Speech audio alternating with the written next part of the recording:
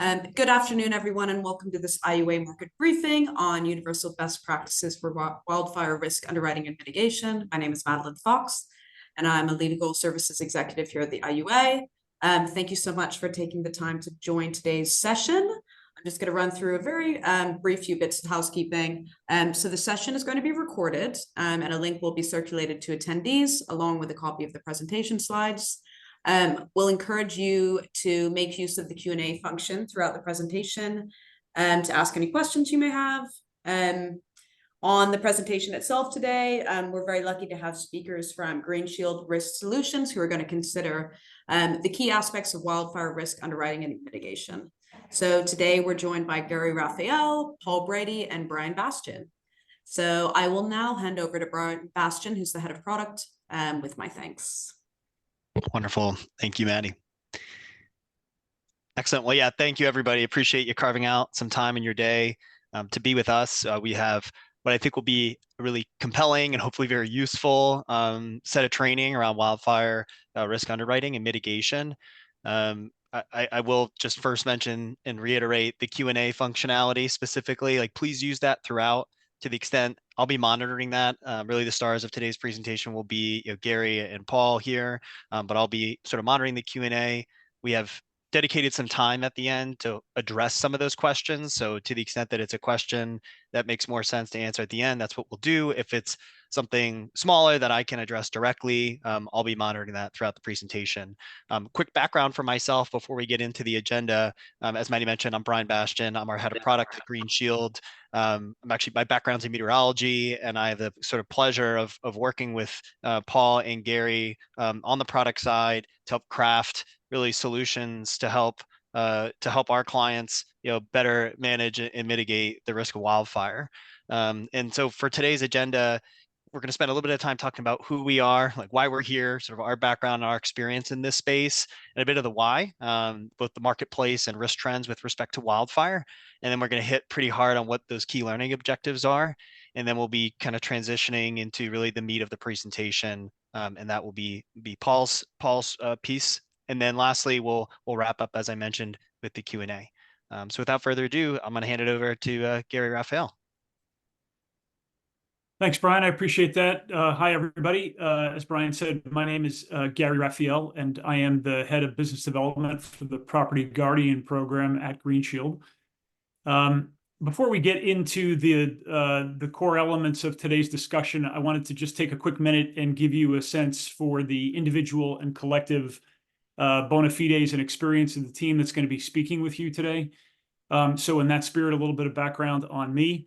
I have 30 plus years of risk mitigation experience in the insurance industry. Most of my roles have been client facing, advising high net worth clients and corporate clients on how effectively to prevent loss. And I've worked across the insurance industry spectrum. I've worked for carriers. I was an agent for a while. And I've also worked in the risk management, claims, and loss control spaces. Brian gave you a little bit of a taste for his experience, and I know Paul is going to share some of his background, the details of his background as he walks you through the slides. But I think it's important to call out and to highlight his extensive experience on the front lines of wildfire suppression, literally mapping strategy and executing suppression tactics in the midst of active wildfires across the Western U.S. And his firsthand experience, his firsthand fire service experience, is an invaluable dynamic to our mission. And I know you're really going to enjoy hearing from him as he walks you through the slides. A few highlights about Green Shield itself. So beyond the three of us, Green Shield is founded by a group of highly experienced insurance industry professionals who have confronted many of the same challenges that probably inspired your attendance at today's event. We often like to say that we're a young company, but we're not new at this by any stretch. Our sole focus is wildfire and bringing dynamic mitigation-based solutions to the marketplace. But our plans do include applying our assessment talents to other perils in the months ahead, So we ask you to stay tuned for that. That will be an exciting expansion of what we do.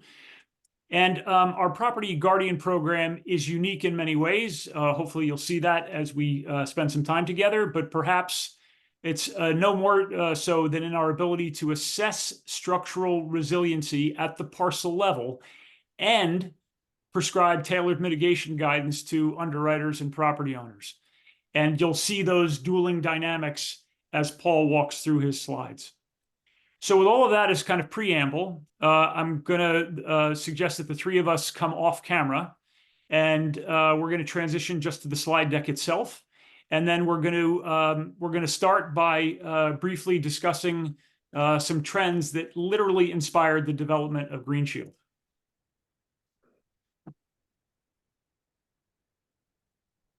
So hopefully everyone on the call can agree that we've reached a pretty critical inflection point in the treatment of wildfire, excuse me, and the impact that our collective response could potentially have on the broader economy.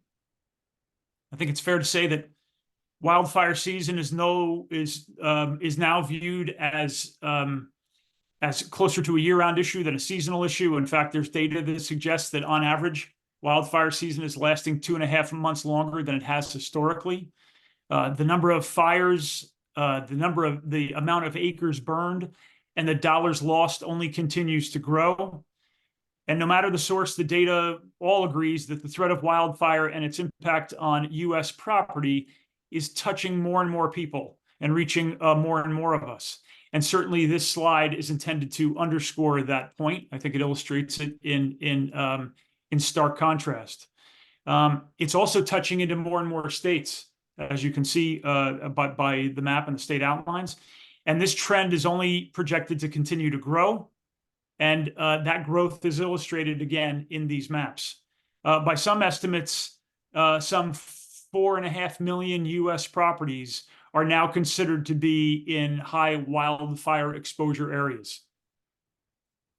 The next slide transitions that sort of holistic statewide examination into dollar values. And wildfire losses are taking an enormously disruptive toll on property and lives.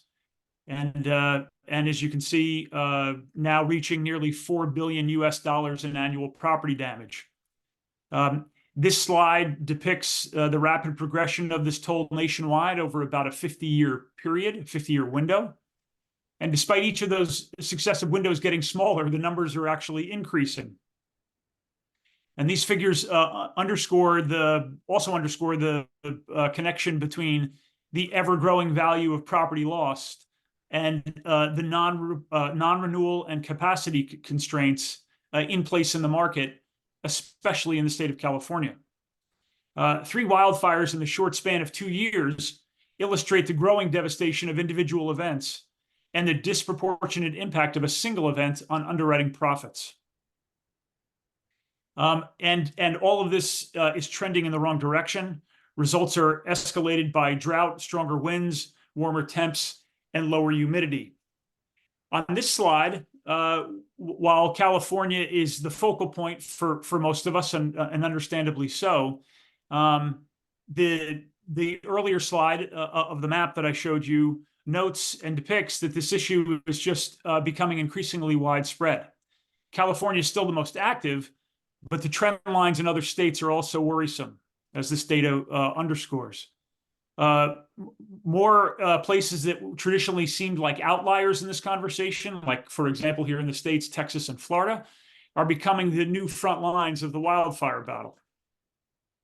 Now, back to California for a second. So while California, as I said, this threat continues to evolve beyond the boundaries of California, it is still clearly an acute issue there. Coverage for wildfire has dramatically impacted homeowner insurance affordability and availability. In fact, as this slide clearly suggests, many have concluded that wildfire can't be priced properly and that risk can't be selected with confidence. And so, when coverage is offered, rates are only marching toward record highs. In fact, data suggests that commercial and personal premiums have risen by approximately 300% in the years following the fires that I highlighted on the earlier slide. So some people, some property owners decide to self-insure, or others rely on overburdened state-funded plans. But either way, this is creating hardship for property owners and potentially collateral damage into the real estate market. It's interesting to note that since we created this slide a few weeks back, it's actually already dated, disappointingly, as other large carriers have announced plans to restrict their underwriting activity, as I said, in just the past 2 or 3 weeks. I'm sure you've seen some of that news.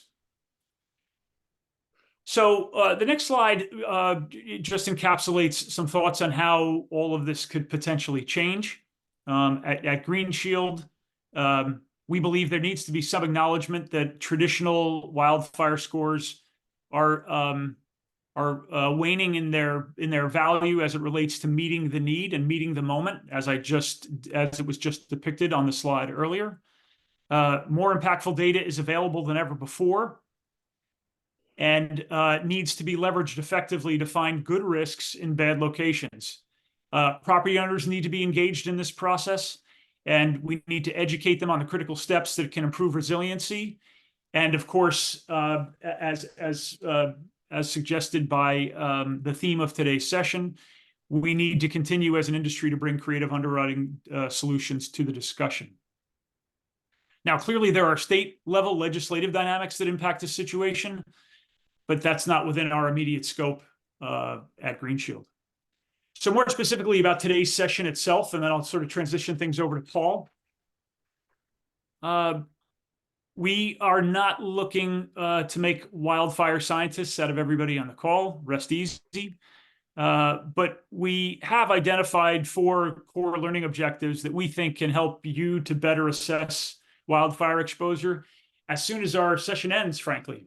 And so they include giving you a better understanding of the key factors that contribute to wildfire risk, giving you a better sense for effective risk mitigation strategy around wildfire and how to, where possible, control some of that vulnerability and risk and prove resiliency, giving you a better sense for the scientific dynamics of the structure ignition zone and what that means, and then help to identify, most importantly, best practices for underwriting wildfire exposed properties. So with all of that as a backdrop, I'm going to transition things to Paul. But as I do that, we wanted to take a slight pause and ask you to provide a little bit of feedback to the first of several poll questions we'll be asking throughout today's presentation. And this one specifically speaks to your motivation for attending the session today. So we're going to give you 20, 30 seconds to give that some thought, and we'd appreciate a response back. And while you're considering that, I'm going to go ahead and turn things over to Paul. Thanks, Gary, and nice to meet everybody. My name is Paul Brady. Excuse me. I am the head of Wildfire Insights and Mitigation here at Green Shield, and I'll be taking you through wildfire behavior as well as wildfire mitigation, but really how it affects you at the underwriting desk. So once the poll questions are concluded, we'll get started.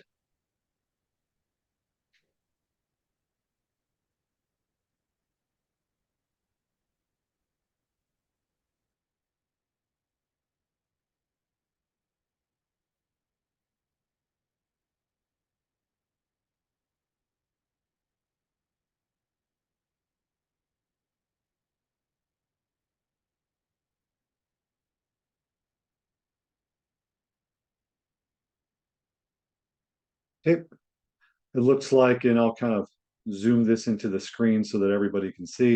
It looks like the majority of you are here for really all of the above, which is great because we are going to hit all of these categories. And I really think that it's going to be really enlightening as we make our way through this presentation. So first, we're going to go through the fundamentals of wildfire risk, as well as, the fundamentals of wildfire and risk selection. So in order to do risk selection really well, you have to understand, basic and advanced fire behavior, or a little bit of advanced fire behavior, but really at the firefighter level, and that's what we're going to be going through today, in order to make that risk selection. So when you're making that risk selection and someone says, is this a good risk or a bad risk? when you're looking at it, what are you looking at? In order for you to understand what you're looking at, you have to know a little bit about the fire environment. So first, the very basics is really, what does it take to sustain combustion? And that's really, it's oxygen, heat, and fuel. You take any one of these elements away and the fire goes out. Well, there's only one element that we can actually control before a fire happens, and that really is fuel. And so, and that's going to be the highlight of this presentation, is really, how do we manipulate this? How do we make a difference, on our properties, or how do we understand our properties when it comes to fire behavior? How do we understand our properties when it comes to mitigation? And that really starts surrounding fuel. So there's different methods of heat transfer. To understand fire, you have to understand how it transfers to other objects. So first you have radiation. And really, radiation, what that is if you go out into the sun, you can feel the sun heating your skin. That's what radiation is. If you're standing around a fire pit, and you're out 5 feet, 2 feet away, and you're getting warm, that's radiation. And then you have convective heat. And that's really the hot gases going up, and you can see this flame, and it says convection going up. And what that really is if you put your hand right over that fireplace, your hand will start to burn. And it's not because your hand's inside the fire, it's because the hot gases that are rising really quickly start to bake your hand. Now, that's what happens when embers get underneath decks of homes. They start baking the bottoms of the boards of your decks. So getting that vegetation out from underneath the decks is extremely important, because that's that convective heat, and that's how it works. It's not just a radiant heat where it's warming the structure. Now it's physically cooking the structure. And then you have your conduction, and that's just direct flame impingement, obviously the worst of all three, that if there is direct flame on the walls of your structure, even if it's small, is quite damaging. And so we're going to talk about how to, one, get the radiation to a way that, if it is near the structure, how is it at a level that would be appropriate? So let's get into a little bit of fire behavior. And so the behavior of fire is different than fire itself.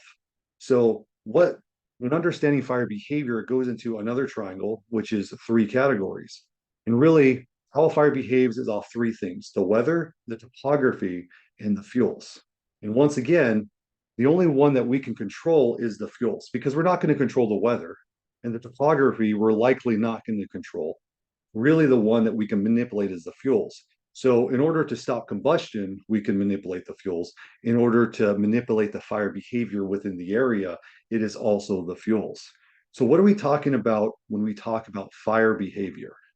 So first, we have to understand the elements of fire behavior. And so one is, this is smoldering. And this was actually one of the lowest intense burns, and we would actually like this within when we're talking about defensible space. What is good defensible space? What kind of fire is appropriate to be on the ground? This is appropriate to be on the ground as long as it's not impacting any of the structures, as long as it's not near the walls. But having a low intensity burn like this, where it's just smoldering, which is really, barely any flame, just, creeping around, very easy to put out, but also not very intense, not very much radiation heat, not very much convection coming off a fire like this. When you think about creeping fire, that's actually, you have a little bit of flame, still very low intensity, has a little more convective heat, but really not damaging and slowing spread. The spread is extremely slow. So when it comes to a creeping fire, that's a low intensity burn, and that's exactly what you want. That means that it's a low intensity burn, nothing's getting damaged. If you notice, even the trees in this area are not getting damaged. So what are the bad kinds of fire behavior that we really don't want, when it comes to our properties? And it's important that we understand fire behavior, because if we understand what fire behavior does, then we can say, okay, these elements lead up to this type of fire behavior, or these elements lead up to better fire behavior. And so we have running fire. And so a running fire is something that has, and they say, a well-defined head. That's really a well-defined flaming front of where the fire is actually going. You have dark plumes in your higher, more dense vegetation, thicker vegetation, and a light plume, but really it's just a defined area where it's going there very quickly. This is something where there's continuous vegetation within the area, and we'll kind of get into that. So this is not the fire behavior. There can be a lot more radiant heat, a lot more convective heat within the area, which could be extremely damaging to our properties. And then you have crowning. So, vegetation in general, when you're thinking about vegetation, you should think that vegetation could, or fire could ignite about 3 times the height of the vegetation it's burning. So a 100-foot tree can put off a 300-foot flame. Now, the radiant heat from this would be extremely damaging. It's no longer, warming yourself next to a fire. Now it would actually start degrading the walls of our structure or start igniting the decks. So it's not just the convective heat at this point, it's really the radiant heat. A flame this big is extremely damaging. But a flame this big needs to be able to get into the trees of the canopies, or sorry, the canopy of the trees. And so how do we stop this from happening? How do we not allow this to happen? And then the last one, which is spotting. And so spotting is really when you have a large wildfire, even a smaller wildfire, cast embers onto our properties, they start igniting small spot fires. And that is extremely damaging to our structures because according to IBHS, 90% of structures get damaged or destroyed by ember fallout. And I agree, being on the front line, it looks like stars in the sky landing on these properties. They start falling in between the boards of a deck. They start getting into the attic space. They start getting onto the rugs and start igniting the doors, or they start getting into the bark mulch. And then even though it's a smoldering fire, it's now getting that conduction because it's at the base of the wall, starting to bake the base of the wall. So spotting actually destroys the majority of structures in a wildfire because of the ember fallout. So even though you have that great defensible space and we have good fire behavior around the property, we still have to protect our properties from embers falling on our property. And that really is because once it falls on our property, it starts to spot. And it starts to spot at the base of the structure or near wood attachments. And then you have torching, and torching is really just a single tree torching. So, if you don't get rid of the ladder fuels, and we'll get more into what that means, but if you don't get rid of the understory fuels, you can get that single tree to torch off. What's happening is all that fire underneath, well, that convective heat is going up, it dries everything out, and then eventually climbs up the tree. Once the tree is readily, dried out now it can ignite. Also, the oil content in trees like these, like your conifer trees, ignite more easily as well. So we'll go into checkpoint 1, and this is just a knowledge check. And it's what type of fire behavior is responsible for the destruction of the majority of structures.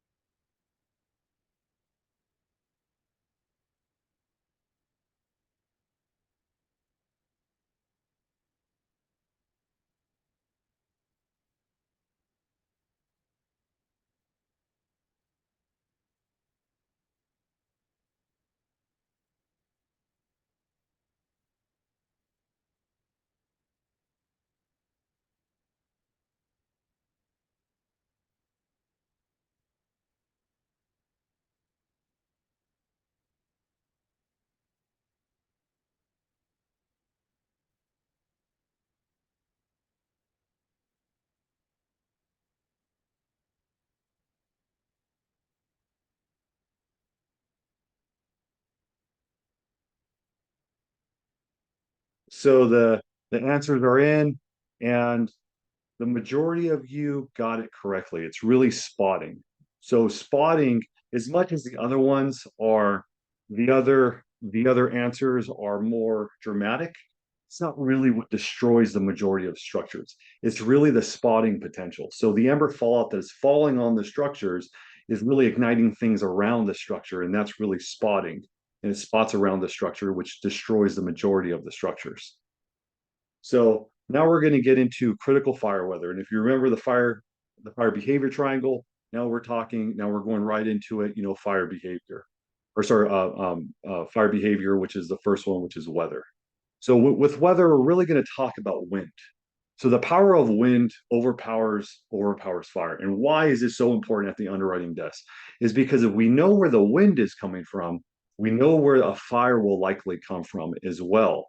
And so the power of wind is going to overpower the fire and push the fire in that direction.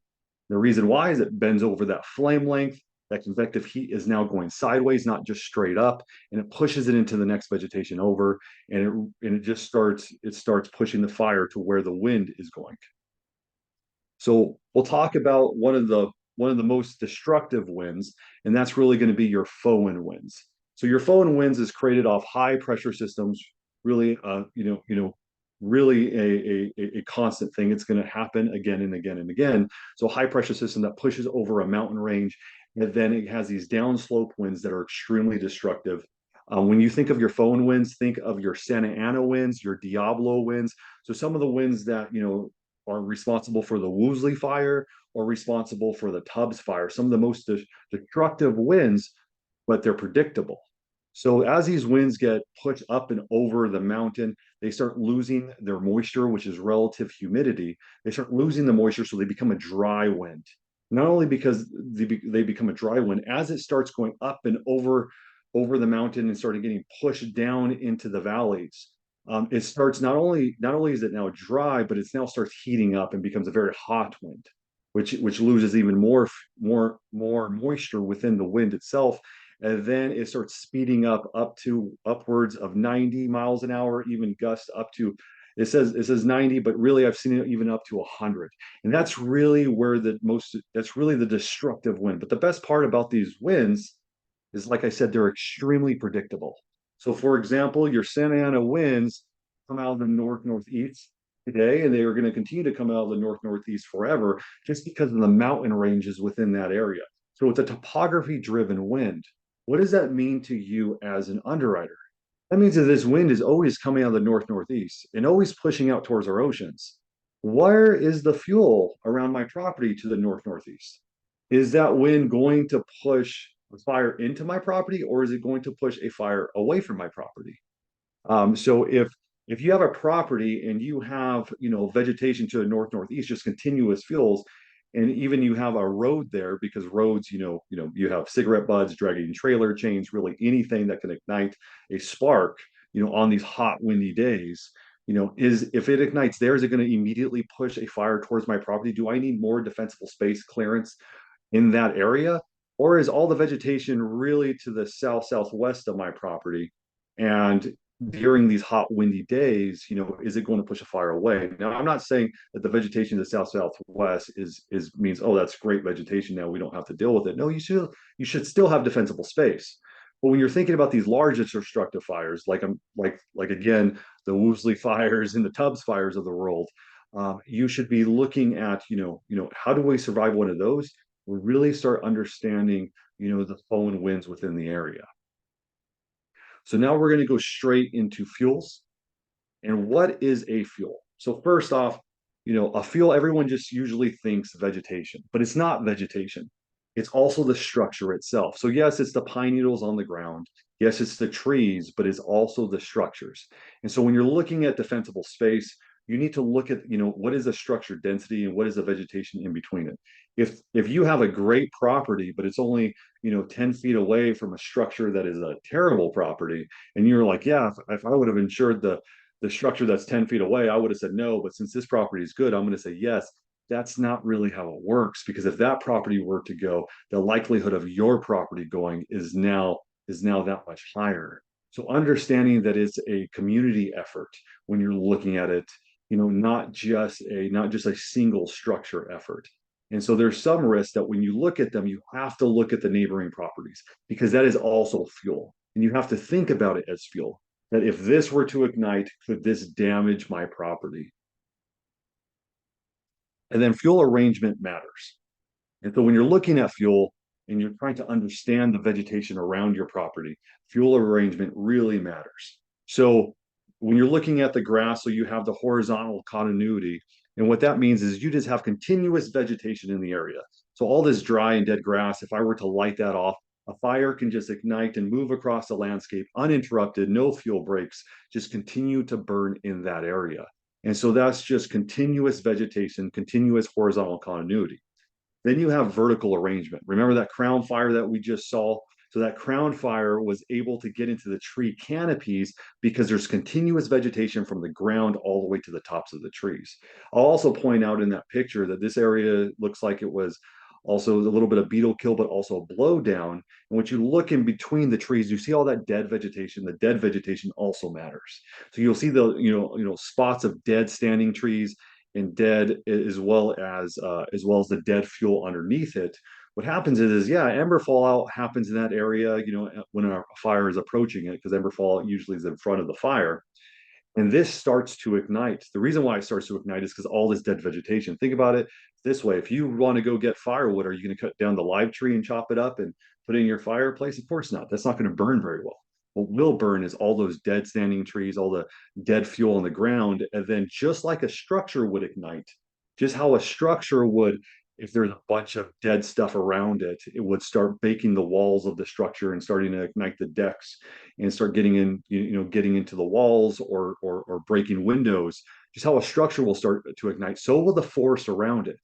And so if all that dead fuel were to ignite, the live trees would also start to ignite just because they're getting rapidly dried out.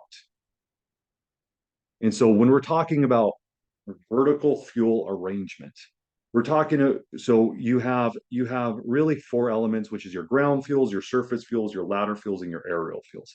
Your ground fuels is really where you're going to get your ground fuels, and your surface fuels is really where you're going to get that smoldering and creeping fire, but they don't necessarily mean that they're ladder fuels.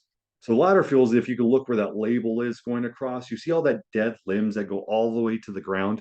That's a path where a fire can move up to the tops of the canopy. Now, even if it weren't to be a running crown fire like you saw, but this were to ignite that single tree and make a torching, because even torching could be quite devastating to a structure if it happens close enough. Getting that separation between the ladder fuels and the surface fuel and ground fuels are extremely important. And when you're looking at it, once again, think, oh, okay, so if this can burn the height of 3 times the height of the vegetation, what is a separation from the tops of the base of the canopy? And what is the separation to the surface fuels and ground fuels? Where the surface fuels and ground fuels low enough to the ground, where I limbed up my trees, 6 to 10 feet, where even if a fire were to pass underneath these trees, it's not going to get into the canopies. Or in crown fires are also in bushes. Are we keeping the fuels underneath the bushes low enough where it's just where there's nothing that can ignite underneath a bush? Or are we keeping those limbed up, especially your larger bushes? Are we limbing those up a little bit so we can get underneath there and clear out some of that dead vegetation on a continuous basis, so it won't ladder up into the tops of the larger bushes, and it won't ladder up into our crowns. And so what are we talking about when we're talking about ladder fuels? And this is exactly what we're talking about. So you have all that dead limbs just going all the way to the base, or just limbs in general that goes all the way to the base of these trees, and it gives an avenue where fire can get into those trees. What's happening is that convective heat is just getting pushed up to the top of those trees, to the top of the trees, and it's just rapidly drying it out and just moving to the top. If you were to remove all those limbs and removed all the dead vegetation from underneath that tree, it wouldn't have been able to move up the tree. And that's really what you want to get to when you're looking at defensible space around the properties. Does my insured, do they have trees that go all the way to the ground, or are they nicely limbed up so that when a fire does come through, it doesn't get into the trees? Because if you think about it this way, we're really battling embers and cigarettes. If you think about cigarettes and you throw a cigarette at the tree, is it just going to explode? No, it wouldn't. It's going to ignite the stuff at the base. Well, what's going to happen at the base of the tree? Is it going to be able to get into the tops? And that's what we're trying to prevent. And so again, we're going back to dead fuel. So we're gonna talk about a little bit about live to dead fuel ratio. And the reason why it really matters is because, like I said, that dead fuel is going to be an avenue to start igniting all that live and healthy fuel really easily. And so when we're looking at fuel in general, we're going to be looking at, so at the top you have so all this, and this pertains to dead vegetation. And I want to be clear about this. This pertains to dead vegetation. So if you look at the grass, that grass is about a 0 to 1/4 inch. And that means that it only takes 1 hour to adapt to its environment, because you have size and shape and time lag. What does that mean? That means on a hot day, Dead grass takes 1 hour to be ready to ignite. So on a hot day, within 1 hour of that day being hot and dry, that grass is ready to start getting embers to fall into it and start putting on flame. Anything that is a quarter inch to 1 inch takes 10 hours. So on the second day, or even somewhere in the first day, that fuel is ready. That fuel is ready to ignite. All your sticks on the ground are ready to start burning. Now remember, once your sticks start burning and once your grass starts burning, it's going to dry out everything around it as it starts to burn. It's not a high intensity burn, but it does start baking the larger fuels. But if your larger fuels were to be ready to ignite, and that's 1 inch to 3 inches is 100 hours. So what you think about this is after a couple weeks, this is ready to ignite as well. And then you have your 1,000 hours. And so you can't just think about it like, oh, okay, so in the winter time, this stuff isn't ready to burn. No, you have drought plays a factor. Even anything over 8 inches really goes to your 10,000 hours. So think of your dead standing entire trees. Drought really starts to play a factor. But if you look at all this, this is perfect firewood. This is what you'd go out and grab and start to ignite. It doesn't take very long for anything that's on the ground that's dead, to get to the point where it's ready to adapt to its environment, especially like in California, where it's just a dry atmosphere in general, to be ready to ignite by a fire. So during your Santa Ana wind event days, even if it was a cold night and the relative humidity was somewhat high, 1 hour of that wind blowing, all the grass in that area is ready to ignite. And then as stuff starts to ignite, things dry out very rapidly, and the fire is able to propagate around across the landscape pretty easy. So contact check number 2. As foehn winds such as the Santa Ana winds in California are forced down the leeward side of the mountain, what changes occur? So we're talking about your Santa Ana winds. We're talking about your Diablo winds. And you also have different winds throughout the United States, but really those are the ones that catch most people's attention because they are in California.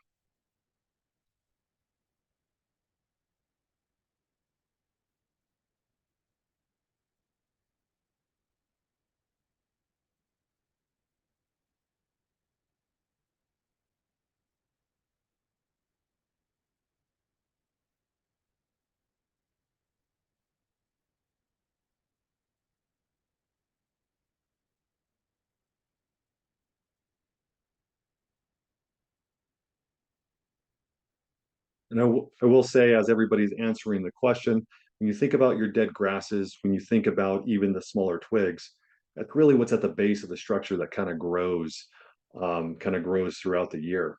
So on a hot day, those grasses that don't seem very threatening, or even the bark mulch that's at the base of the structure, it really doesn't take very long for that to start getting dried out to where it's ready to ignite and start igniting your structures. So just some food for thought as we're answering the question.